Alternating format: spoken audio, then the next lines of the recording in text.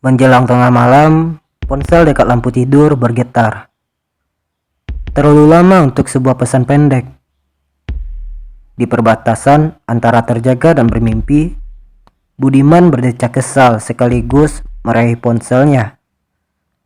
Telepon dari Mbak Lita di malam selarut ini. Halo, Budiman. Cepat setel televisi. Laporan khusus. Lalu terdengar suara tur pendek-pendek. Pertanda, telepon di seberang sudah ditutup. Budiman malas-malasan meraih remote control dan menghidupkan televisi. Pas di channel yang menayangkan laporan khusus, tampak seorang pria berumur sekitar 60 tahun dalam posisi membelakangi kamera, digiring dan dikawal belasan petugas kejaksaan dan kepolisian. Memasuki sebuah mobil tahanan yang diparkir di depan pintu pagar yang terbuka lebar. Puluhan wartawan berbagai media merangsek berusaha masuk mendekati pria tua ini, melontarkan berbagai pertanyaan yang tak begitu jelas terdengar. Siapa yang menelpon? Budiman tak menjawab pertanyaan istrinya yang ikut terjaga, sebab seluruh konsentrasinya terpusat untuk mengingat-ingat siapa gerangan sosok pria tua yang serasa begitu dikenalnya itu. Sayang, kamera terus mengikutinya dari belakang, hingga wajahnya tak kunjung tampak.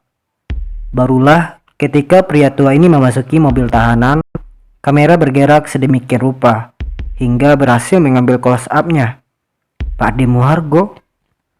Budiman cepat-cepat mengambil ponselnya lagi, menelpon balik ke ponsel Mbak Lita. Namun tidak aktif. Dicobanya langsung ke rumahnya di Batam, tak ada yang mengangkat. Coba saja tanya Mbak Rina. Sudah sebulan ini dia tinggal di Amerika. Aku nggak tahu nomor teleponnya.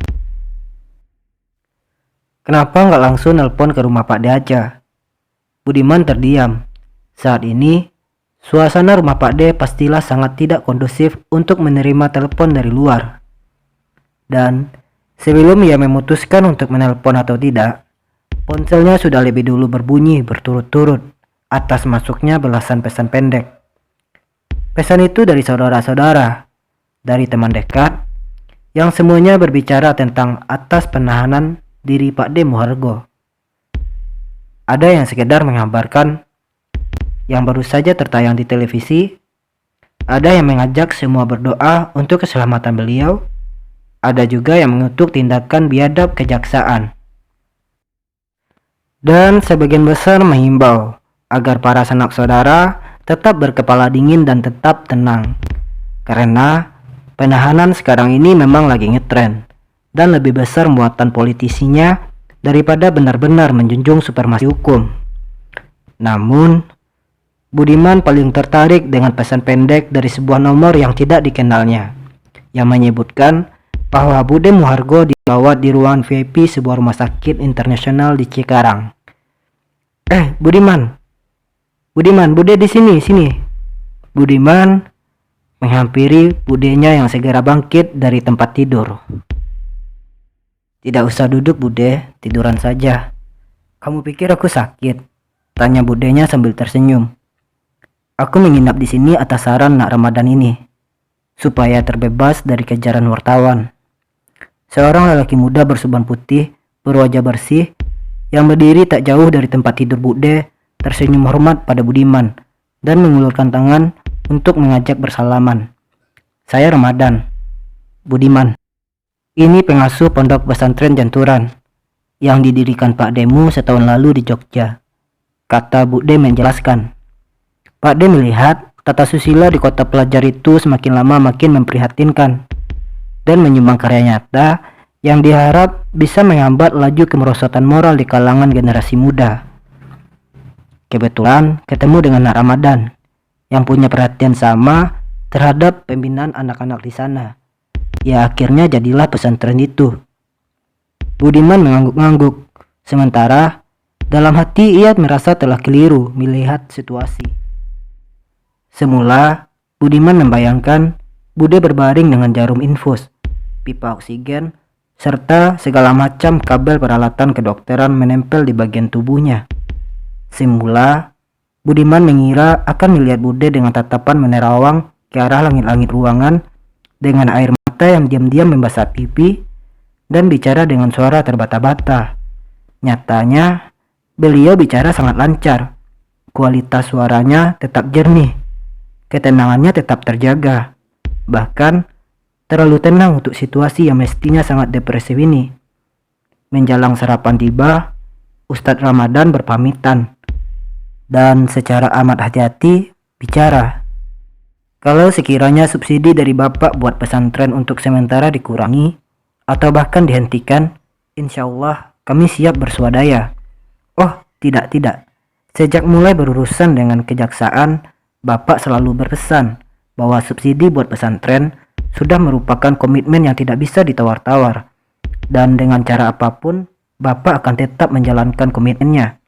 Jadi, Nak Ramadan tidak perlu risau oleh kondisi yang sedang dihadapi Bapak saat ini. Sepeninggalan Ustadz Ramadan, barulah Bude menghela nafas panjang. Zaman sekarang lebih dari zaman edan, Bud. Semua orang lagi pada mabuk ya pengen jadi pahlawan.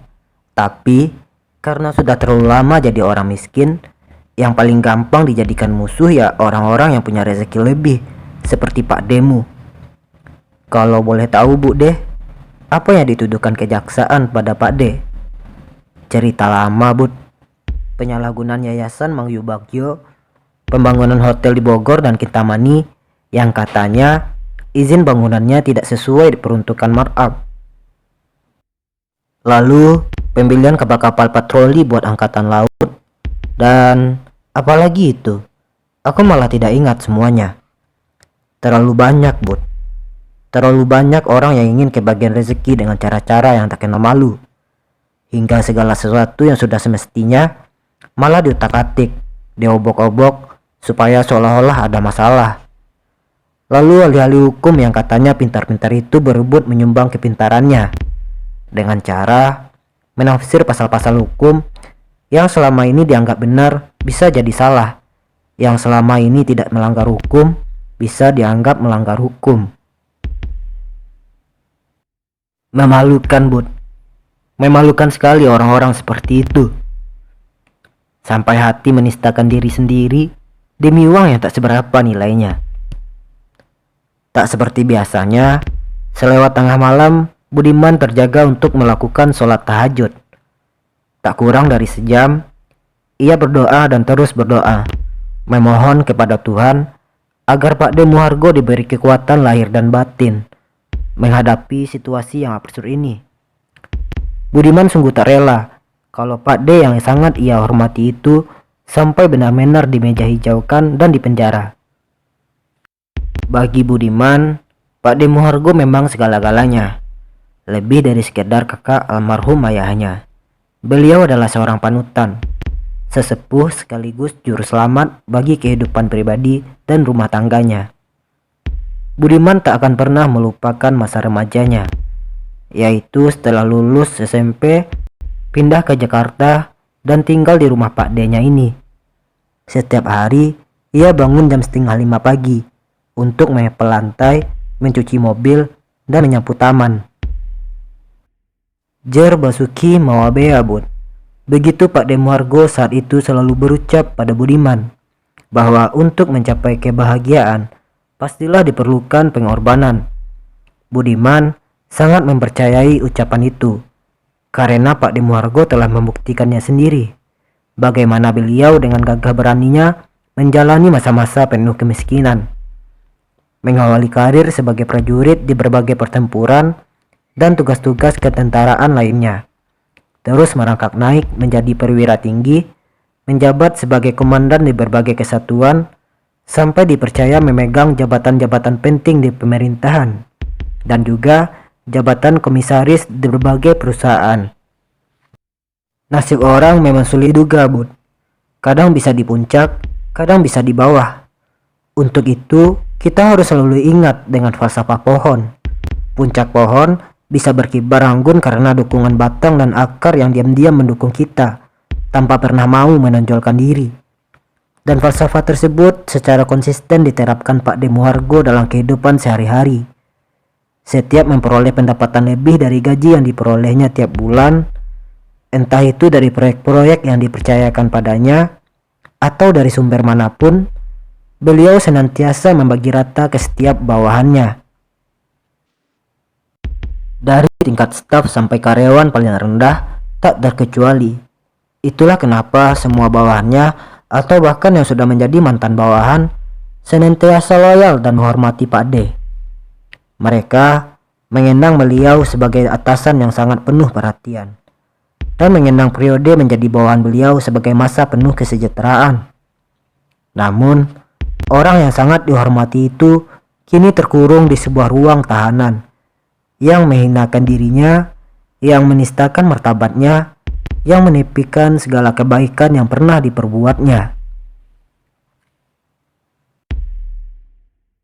Maka dari itu, Budiman merasa harus segera bertindak untuk menghentikan penzaliman terhadap Pak D-nya ini. Seminggu kemudian, insya Allah semuanya akan terkendali, Bude. Saya sudah menghubungi Mas Prawoto. Dia yang akan mengatur susunan hakim di pengadilan tingkat pertama. Tetap harus ke pengadilan juga. Demi menghormati prosedur hukum saja, Bude. Gak enak juga kalau sudah terlanjur digelandang masuk tahanan, tahu-tahu keluar begitu saja. Kasihan Om Karsono. Alah, Karsono itu cuma cari muka. Demi ambisinya untuk bisa naik jadi jaksa agung, dia tega mengkhianati Pak Demu. Sebenarnya tidak seburuk itu juga, Bude.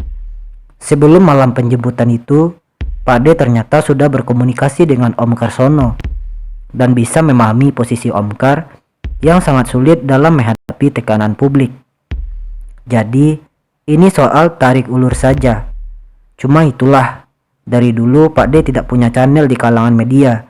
Jadi, pemberitaan atas kasus-kasus Pak D sama sekali tidak bisa terkontrol. Kebablasan. Semua jadi kebablasan. Memang, Bude. Sehubungan dengan itu pula, saya ingin menyarankan Bude agar segera pindah dari rumah sakit ini. Loh, kenapa? Sudah ada wartawan yang tahu Bude menginap di rumah sakit ini. Oh alah, Gusti. Terus aku harus pindah kemana? Terserah Bude mau milih yang mana. Rumah di Pondok Indah saya rasa cukup aman. Jangan nanti bisa bikin repot Mas Abdul. Masa iya istri tahanan bertetangga sama Kapolda? Kalau sampai ketahuan, beritanya bisa dipelintir jadi macam-macam. Atau di kota wisata. Memang kita punya rumah di sana. Ada Bude, yang tahun lalu dikasih sama si Tantra. Ideal sebagai tempat menyepi. Tapi kalau Bude menghendaki yang masih di Jakarta, paling sepi ya rumah Kemang. Loh, bukannya sudah dijual? Gak jadi, Bude. Sama broker dikasih harga 9 miliar. Jadinya malah gak laku. Cuman kondisinya sekarang memang kurang terawat. Kalau Bude mau pindah ke situ, harus dibersihkan dulu. Padahal harus segera ya. Benar, Bude. Yang paling siap uni dan paling aman sebetulnya di apartemen. Terserah Bude memilih yang mana. Yang di Pakubuwono atau di Menteng. Sampai sekarang dua-duanya belum pernah ada yang menempati. Gak kalau gempa bumi bisa mati berdiri aku. Sebuah mobil mewah meluncur lembut dan berhenti di pelantaran parkir VIP bandara. Budiman membantu Budi Muhargo keluar dari mobil, membawanya ke arah pintu khusus untuk menunggu penerbangan ke New York. Bude akhirnya memutuskan untuk sekalian menemani Rina, putrinya yang sedang mengambil S3 di sana. Di ruang tunggu, Bude menyerahkan sebuah tas kecil pada Budiman. Ini kunci-kunci deposit box. Semua aku titipkan ke kamu. Kalau kamu perlu dolar, ambil saja. Kalau tidak salah, masih ada sisa sekitar 1 atau 1,5 juta di situ. Buat bayar uang muka pengacara, aku rasa lebih dari cukup. Kalau kamu mau rupiah, tadi siang aku sudah transfer 5M ke rekening kamu. Prawoto sama Karsono pasti perlu buat ngasih teman-temannya. Eyang, Budiman menoleh mendengar suara Tito, anaknya yang menyusul datang dengan mobil lain sepulang dari les matematika. Budi Muhargo langsung tersenyum lebar. dan menyambut hangat si kecil dengan pelukan. "Eyang, aku tadi lihat Eyang Kakung di televisi." Budiman seketika berpandangan dengan istrinya. Eyang Kakung itu ternyata koruptor ya. "Tito, bukan sayang." Buru-buru Bude mendahului bicara. "Eyang Kakung bukan koruptor. Koruptor itu orang jahat. Eyang Kakung bukan orang jahat. Eyang cuma dituduh melakukan kejahatan. Orang-orang yang menuduh itulah justru yang jahat. Kalau memang Eyang gak salah, kenapa mesti ditahan?" Bude Muargo terdiam sesaat, lalu berbisik dekat telinga Tito. Kalau Tito sudah besar nanti, Tito akan mengerti bahwa tidak semua yang tidak kita inginkan itu bisa kita hindari. Seperti hanya musibah. Nah, sekarang Eyang sedang ditimpa musibah.